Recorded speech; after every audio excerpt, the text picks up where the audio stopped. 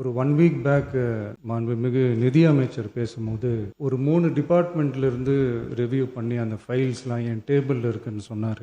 அது ஏதோ போகிற போக்கில் அவர் சொல்லலை, உண்மையிலேயே என் டேபிளில் இருக்கு, அத்தனையும் ப்ரூஃபோடு இருக்கு, ஓப்பன் பண்ண வச்சிடாதீங்க.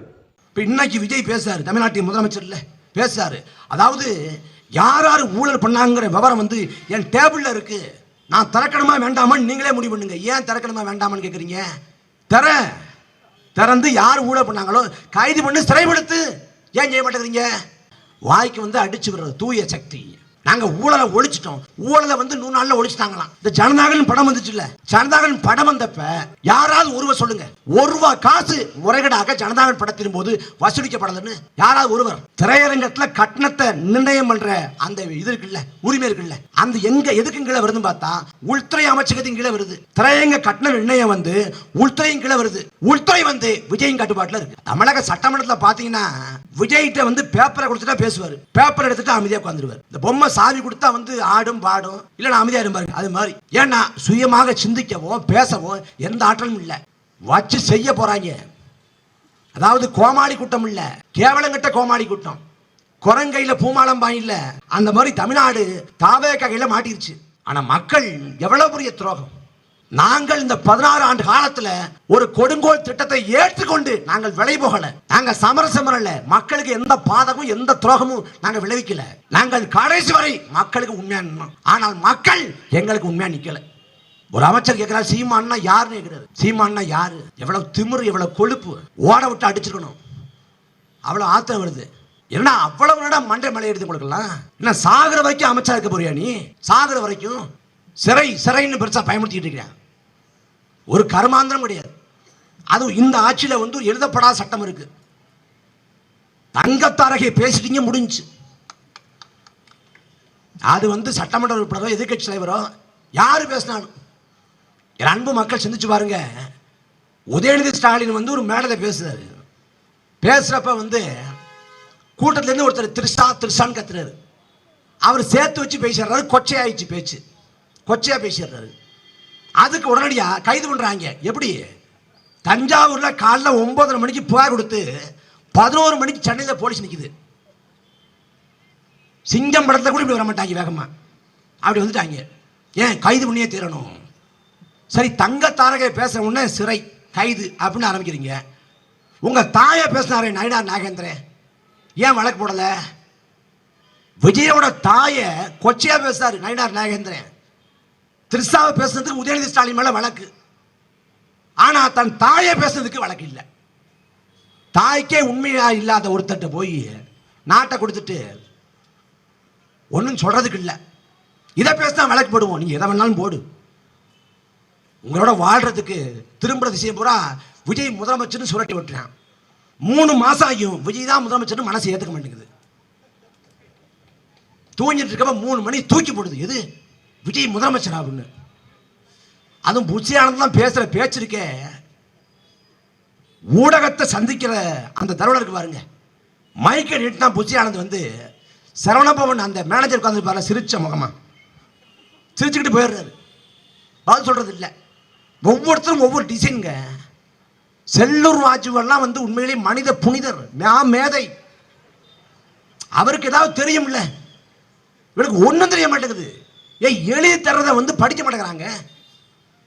அங்க ஒரு மொழி இருக்கு, இங்க ஒரு மொழி சொல்றாங்க. தமிழ்நாட்டின் கந்தரவு கோலம் 5 ஆண்டு காலம் படாத பாடு இந்த தமிழ்நாடு பட போகுது. உளவியெல்லாம் தயார் பண்ணிக்கிங்க, அவ்வளவுதான். 2 நாளைக்கு முடி விசிகாவோட கூட்டம் நடக்குது, மாநாடு நடக்குது. மாநாட்டில் இங்க 2 பேருக்கு தான் போட்டி, ஒன்னு விசிகா, இன்னொன்னு தாவேக்காங்கிற மாதிரி. தாவேக்கா கூட்டத்துக்கு போனா தொண்டனுக்கு பிரச்சனை, விசிகா கூட்டத்துல தலைவருக்கே பிரச்சனை போச்சு. 1.5 மணி நேரம் பேசலான்ட்டு போறாரு, 1.5 நிமிஷம் பேச முடியல. ஏன்னா அவ்வளவு கட்டுக்கோப்பு இல்லாம, அவ்வளவு ஒழுங்கு இல்லாம அப்படி இருக்குது. கற்பி ஒன்று சேர் புரட்சி செய்யுங்கிற அம்பேத்கரோட கூற்றை சொன்ன அண்ணன் திருமாவோட கூட்டத்தே இந்த நிலைமை. அன்பு சொந்தங்களை, திமுக கூட்டம், அதிமுக கூட்டம், பாஜக கூட்டம், விசிகா கூட்டம், பாமக கூட்டம், எல்லா கூட்டத்தையும் சலசலப்பு இருக்கும், சச்சரவு நடக்கும், சண்டை நடக்கும், மதுவின் வாசம் இருக்கும். ஆனால் நாம் தமிழக கட்சியின் கூட்டம், மாநாடு ஒழுங்குனா அப்படி இருக்கும்.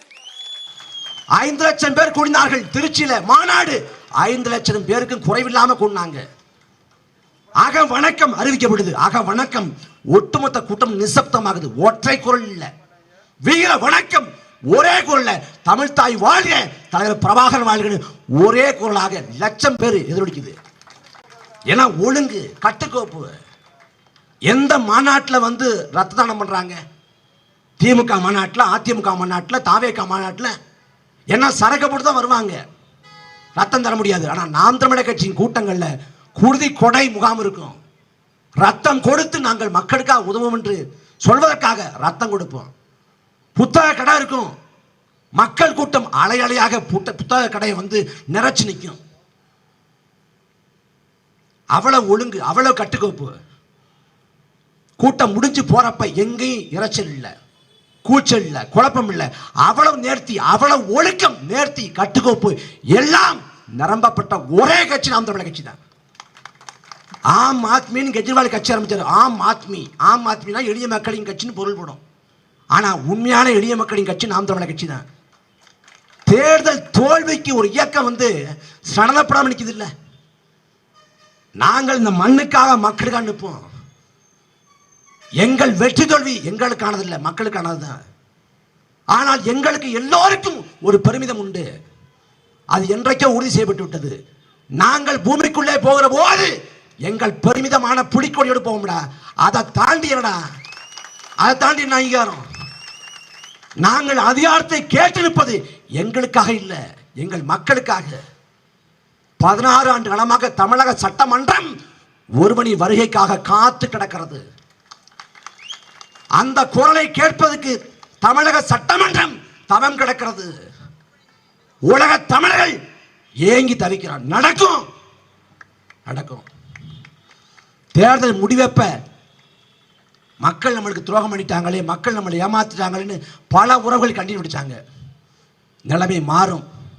தோல்வியை கண்டு கண்ணீர் வடித்த மக்கள் வெற்றி பெற்று பேச முடியாத அழுகிற நிலை வரும். வெற்றியை நாங்கள் பெற்றே தீருவோம். எங்கள் வாழ்நாள் முழுமைக்கும் இந்த மண்ணுக்காக மக்களுக்காக போராடுவது, உழைப்பதற்கு முடிவெடுத்து நிற்கிறோம். எங்கள் தலைவர் பிரபாகரனே எங்களுக்கான சான்று. இறுதிக்கட்ட போர் எல்லாம் முடிய போகுதுன்னு தெரியுது. அவ்வளவுதான் முடிய போகுது, இந்த போர்க்களம் முடிய போகுதுன்னு தெரியுது. ஆனால் கடைசி நேரத்திலையும் களத்தில் சண்டை போட்ட தலைவன் எங்கள் தலைவர் பிரபாகரன். அந்த தலைவனின் பிள்ளைகள் என்பதை விட பெரிய பெரிய பெருமிதம் எங்களுக்கு ஒன்றும் வேண்டியதில்லை. ஒண்ணும் இல்ல, வரலாறு பதிவு செய்யும் இல்ல. அந்த நிலத்தில், ஈழ நிலத்தில் பிரபாகரன் ஒப்பற்ற தலைவன் போரிட்டார். மக்களுக்காக கடைசி வரை களத்தில் நின்றார். குடும்பத்தை களத்திலே பறி கொடுத்தார். அளப்பரி ஈகம் செய்தார். அந்த பிரபாகரன் தலைவனை போல தமிழ்நாட்டில் ஒரு கூட்டம் அந்த தலைவனுக்காக கடைசி வரை உண்மையாக என்றது போராடி என்று வரும்ல. அந்த வரலாற்று பதிவு போதும். எங்களுக்கு எல்லாத்தையும் மாற்ற நினைக்கிறோம். நாங்கள் தோற்று போனால் இந்த இனம் முடிஞ்சிடும். நாங்கள் தோற்று போனால் தமிழ்நாடு தற்கொலை நாடாக அடையாளப்படுத்தப்பட்டுரும். நாங்கள் வென்றால் வரலாறு மீளும். இறக்கப்பட்ட புலிக்கொடி உலகெங்கிலும் ஏற்றப்படும். சாதிக்காக, மதத்துக்காக கூடுகின்ற நாம் இனத்துக்காக திரள வேண்டிய வரலாற்று பெருங்கிடம் இருக்கு. இந்த காலம்தான் நம்ம உற்சாகமா இருக்கணும், உத்வேகமா இருக்கணும், வெறி கொண்டு நிற்கணும்.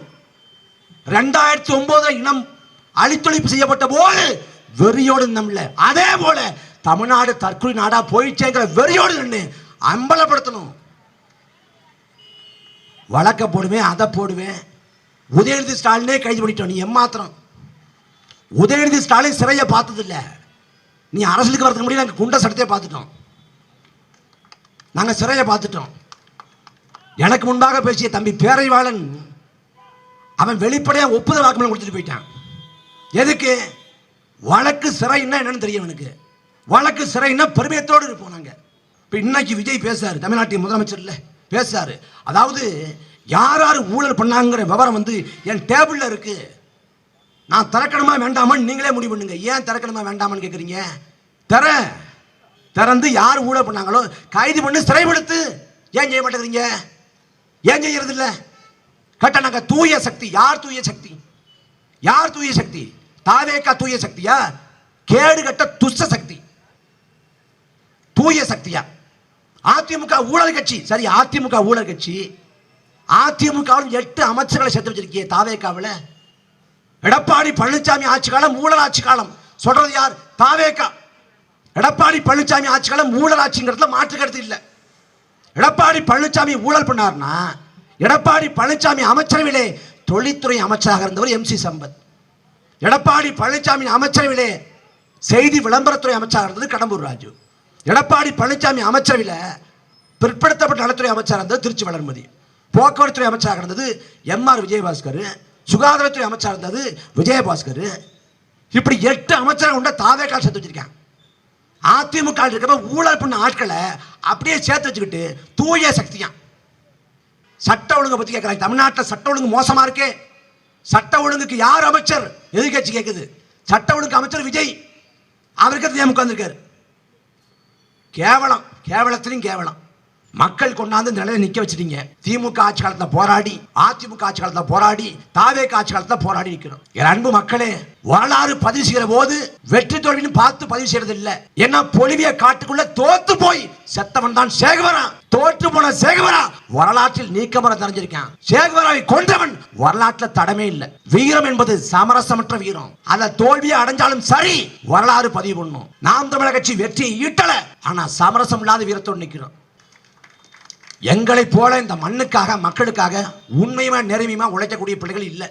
வாழ்க்கை மகத்துவமானது மக்களுக்காக உழைக்கும் போது மாமேதை மார்க்ஸ். அந்த கூற்றுக்கிழங்க மக்களுக்காக உழைக்கிறோம். இந்த அநியாயத்துக்கு, அடக்குமுறைக்கு, ஒடுக்குமுறைக்கு எல்லாத்துக்கும் எதிராக போராடுறோம். இன்னைக்கு தம்பி அமுதன் கொலை செய்யப்பட்டிருக்காரு. நீதி கிடைக்கல. அந்த குடும்பம் அல்லாடி நிக்குது. ஒத்த பிள்ளைய பறி கொடுத்துட்டு என்ன பண்ணு தெரியாம படுத வச்சு நிக்கிறாங்க. திருவற்றியுள்ள தனுசுன்னு தம்பி, அவனும் போதைப் பொருளை காட்டி கொடுத்தனால அவனும் கொலை செய்யப்பட்டான். கர்நாடக வனத்துறையில 3 தமிழர்கள் கொலை செய்யப்பட்டு குடும்பம் நட்டாத்துல நிக்குது. எதுக்கு நீதி இல்ல? இதை கண்டு முதல்ல கோபப்பட வேண்டிய தமிழ்நாட்டின் முதலமைச்சர் அவர் குதூகலமா இருக்காரு. அதனால இனியாவது கொஞ்சமாவது திருந்துங்க, வருந்துங்க. கடந்த கால தவறுகளை சரி பண்ணிக்கங்க. தனிநபர் துதிபாடல விடுங்க.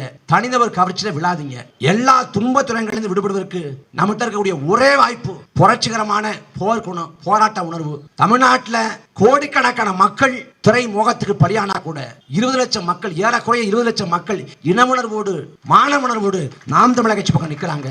இந்த 20 லட்சம் மக்கள் தொகை 2 கோடியாக மாறும். தமிழர் தாயகம் தலை நிமிரும். நன்றி, வணக்கம்.